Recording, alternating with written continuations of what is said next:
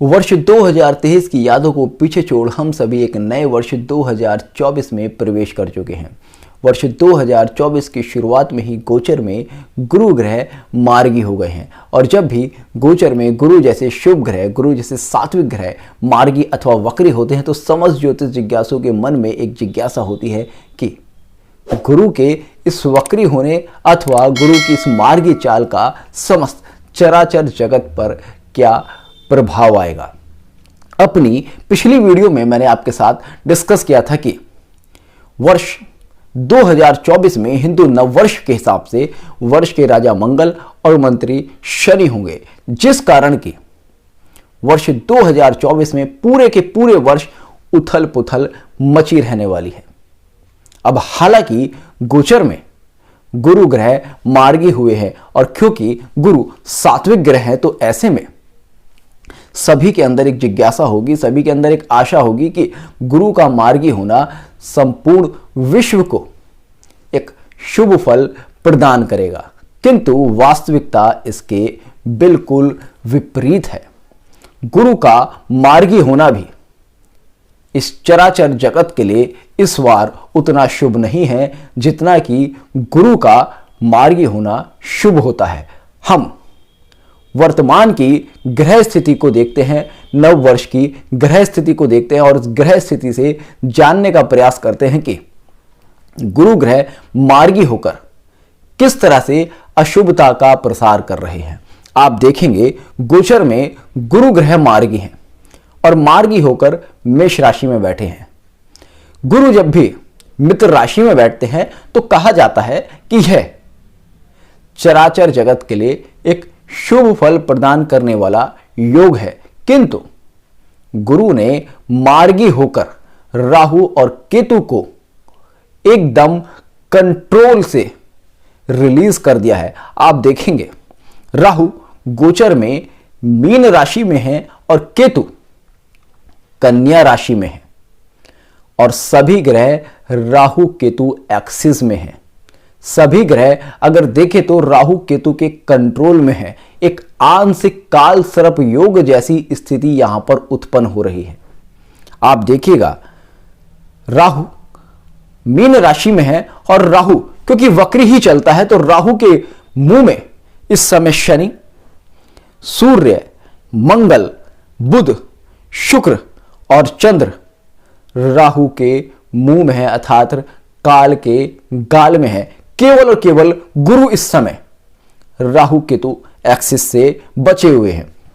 अब आपके मन में एक प्रश्न हो सकता है कि जब सभी ग्रह राहु केतु के काल में हैं और गुरु इस समय राहु केतु से बचे हुए हैं तो ऐसे में गुरु को शुभता का प्रसार करना चाहिए, क्योंकि गुरु तो एक सात्विक ग्रह है। तो देखिएगा जब गुरु वक्री थे तो वक्री होकर अपनी वक्र दृष्टि से राहु को कंट्रोल किए हुए थे, अपने घर को संभाले हुए थे, क्योंकि राहु इस समय गुरु के घर मीन राशि में बैठा है। अब जैसे ही गुरु मार्गी होते हैं तब उनका संपूर्ण प्रभाव मेष राशि में आ जाता है राहु से और मीन राशि से गुरु का प्रभाव समाप्त हो जाता है। तो ऐसे में राहु जो कि मीन राशि धर्म की राशि में बैठकर विधर्मी कृत्य करने के लिए उत्सुक है, उस पर गुरु का पूरी तरह से कंट्रोल समाप्त हो चुका है।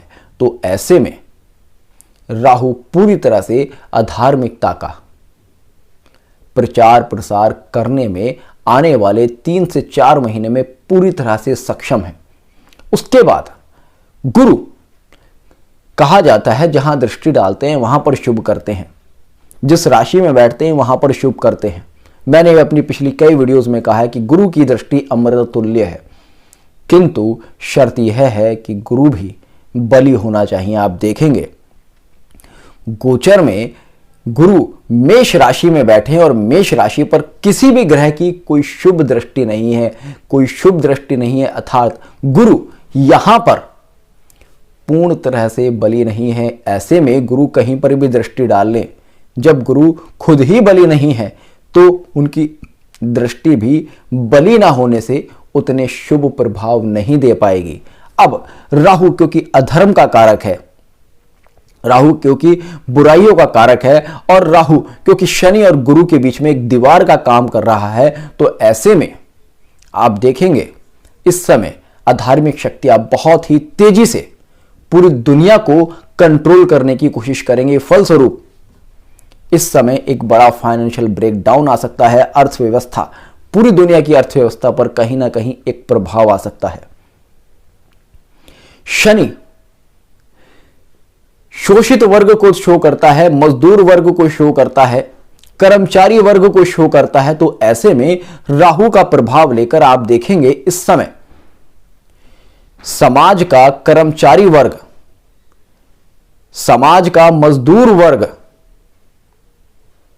इस समय कुछ ना कुछ ऐसा कार्य कर सकता है जिससे कि देश और दुनिया की सरकारों को कहीं ना कहीं परेशानी हो।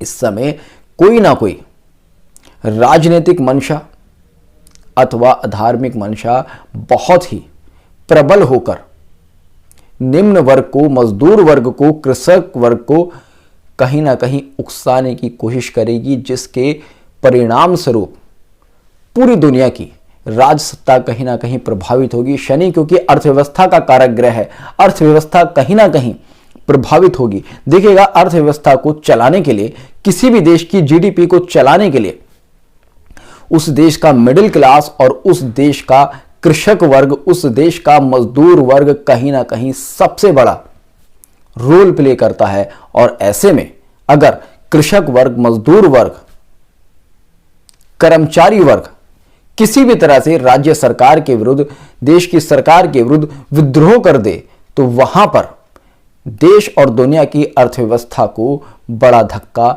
लगता है। और शनि की यह स्थिति, राहु की यह स्थिति यही पूरी तरह से इंडिकेट करती है कि किसी ना किसी तरह से अर्थव्यवस्था बहुत ज़्यादा प्रभावित होगी।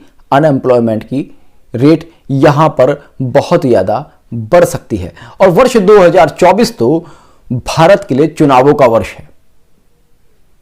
आने वाले 2 से 3-4 महीनों में लोकसभा के चुनाव भी भारत में होने वाले हैं। तो संभव है लोकसभा चुनाव को मद्देनजर रखते हुए भारत में विपक्षी दल या फिर देश विरोधी ताकतें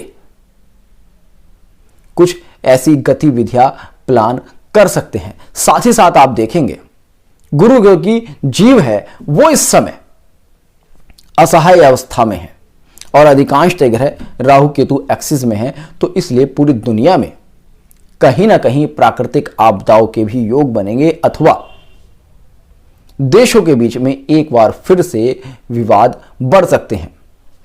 अपनी आने वाली वीडियोस में मैं इन घटनाओं का समय समय पर बहुत ही डिटेल में विश्लेषण आपके सामने प्रस्तुत करता रहूंगा। तो जुड़ रहिएगा एस्ट्रो सूत्र के साथ। मिलते हैं नेक्स्ट वीडियो में, तब तक के लिए जय हिंद, जय भारत।